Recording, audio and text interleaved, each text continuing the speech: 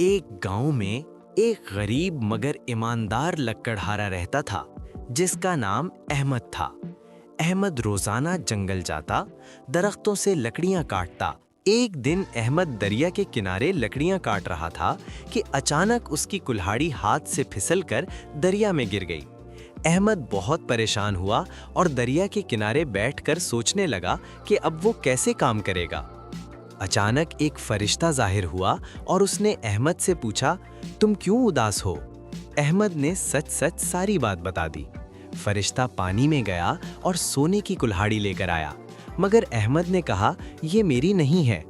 फिर फरिश्ता चांदी की कुल्हाड़ी लाया। अहमद ने उसे भी मना कर दिया। आखिर में फरिश्ता लोहे की कुल्हाड़ी लाया। अहमद खुश होकर बोला, यही मेरी है। अहमद की ईमानदारी देखकर फरिश्ते ने उसे तीनों कुल्हाड़ियां इनाम में दे दी। अहमद बहुत खुश हुआ और वापस अपने घर चला गया। इस कहानी से हमें सबक मिलता है कि ईमानदारी हमेशा कामयाबी दिलाती है।